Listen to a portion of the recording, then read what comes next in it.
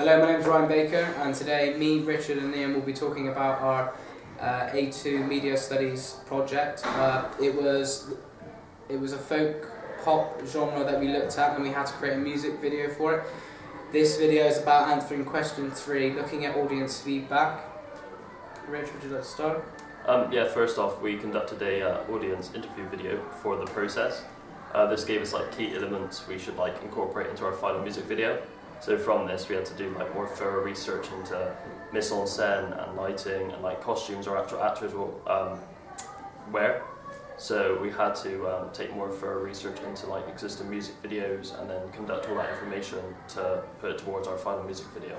I think originally from that first inkling of the music videos we looked at, we then realised things like the mise en scène were naturalistic, so we had to look at sets that were either in forests. It was very laid back, wasn't it? Chilled out. So we had to get things like the hairstyle. It took a great deal into the target audience and what they thought a folk sort of music is and what they believe, for them to have in a folk video what they wanted to show in a folk music video. We took that into consideration into how we showed ours, and we basically just talked to people in our school and how they believe and asked questions just to get an understanding of what they thought folk was, so we could get feedback from them, so we knew what to do in our video, basically. I think also from our research that we took, we realised that our audience was around about the ages of 15 to 26 to 27. That was the roundabout age for folk sort of pop, and from that was how we sort of went about targeting, because we were sort of in those two categories of folk and also pop. It was the way that we were able to express it and show it. I think that's how we got our target audience, and when we went out and started shooting, we started including those factors, things like mise en scène and the way we shot it, and sort of doing it from a pop aspect. From our first set of feedback we got was basically we haven't seen in folk pop the sort of narrative side which we like to put in. We got that from audience feedback, so it was for us then the challenge of putting in this narrative that makes sense, that isn't normally used in folk. Yeah. I think the other... Well, we did 2 initial screenings, which we basically went to our class and they would give us feedback on our videos. And what we basically got from that was we got a sheet of feedback, what they believed we could change and what they liked and what we could change from it. So what we got from that was something that we had to literally go back and just change for our video, so we knew what we had to do and what was good about our video and what we could keep. And from that we were able to improve our entire video from what we originally thought it would be, which we got some amazing shots from and basically established our folk genre. It's like Liam said, it's trial and error. We had to do numerous attempts of the music video shootings before we got the correct aspect of our music video. So say for example with the mise en scène, we had to get the lighting correct in order to match the mood of the song, because it's obviously about an unhappy person. So we had to get the correct lighting. We don't want overexposed lighting to show happy emotions, sort of thing. So we had to get it correct to make it suitable as possible. I think the things that popped up the most in audience feedback were things like shots that were mismatched, shots that sort of didn't work or sort of looked out of place. It was basically the little things, wasn't it? It was the little things we didn't even think about when we were filming it, but it made a difference when we actually looked back at it, which we had to change. The running through thing we had is the narrative making sense, and we got various ways of getting different feedback. Like Liam said, we spoke to target markets in our class and sort of got feedback like that, and then it was basically going back and refilming certain aspects that didn't work. I think from the sort of coming back sort of the final weeks, I think it was mainly just touching up, and I think personally for myself that we knew what our target audience was. So our target audience was 16 to 27-year-olds. We wanted to create that sort of pop aspect by doing it in a different style, with giving that narrative to our music video. And we sort of started. We started very early on with the narrative, and by the end of it, we sort of accomplished it.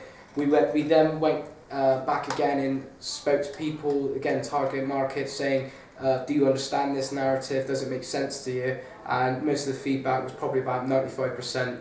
All good.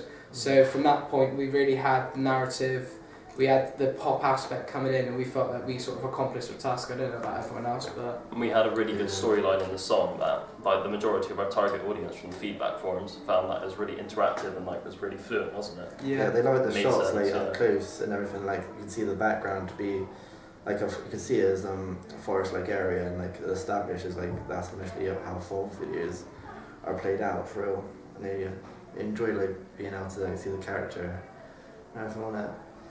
I think the main thing we took from sort of audience feedback is the little things. Being when you're making a production yourself, there's sort of little tiny details that you seem to miss, and showing from an audience perspective shows them that it might make sense to you because you've made the production, but showing it to an audience gives you a new perspective and saying, does this really make sense in what I'm trying to show? And I think from the audience feedback that we took from the right market age, I think we've really got a great understanding of what we were trying to do, and I think we've really succeeded in the task we did with sticking to the genre, but also putting that post aspect in it with the narrative and stuff like that. One of our things as well is our ancillary as well. Our feedback from our ancillary. Originally, we didn't really have much of an auxiliary task, like what was there. We didn't really build on it as much till right towards the end. But we were able to get feedback about how we could actually show our album, our Digipack album and posters and everything, how we could present it to our audience in ways like that, so we had a better understanding of what to do. Was that really the one? Yeah, I think at that point as well, with the sort of the ancillary tasks and the combination of Digipacks, posters or websites, it was then about combining the same sort of aspects into all of them. And what I mean by this, I think we all took approach of keeping a naturalistic theme, either having a shot of say like Liam on benches and woods of forests, or putting on sort of an edgy effect to make it with a pop aspect. I know that Richard did a design on his Digipack which gave it more of a pop feel. I incorporated like a different theme because you like to see them being quite cartoonish sometimes, so I just tried to relate this back to our genre. You know, it's folk, so I tried to like get it more relaxed, more like, I don't know, chill out sort of theme really, like making it cartoonish, showing that it's not too serious, emphasising like how we want to get the folk genre across in our like Digipacks. We wanted to link it all together, really, don't we? We want to like get all our like our poster, our Digipack, so like you could see that they're all linked together to how our actual single is. Keep your head up. We wanted to be able to like link that back to our music video. Yeah, it's a real like good exhibition for our music video, wasn't it? Like the Digipacks and the posters, they like symbolise what our music video is actually about. So they like have that relevance to it to make it all sum up and incorporate into like a really good final piece. No, so I think all in all we felt that we really had a great success by using this, and I think the 3 stages in which we had critical feedback really helped us. So I think all in all, personally, I think it was this is going to be the part where we talk about things that we'd add on, or things that if we'd have known in hindsight we would have changed. Yeah. Personally, I would have probably paid more attention to like the Digipacks and the posters. Overall, I still think they're really good quality and emphasise our folk genre, but I feel that we were just really determined to get the final music video finished on the deadline, which we did, but I think just that little bit more determination and concentration would just have finished it off to a really ace project overall.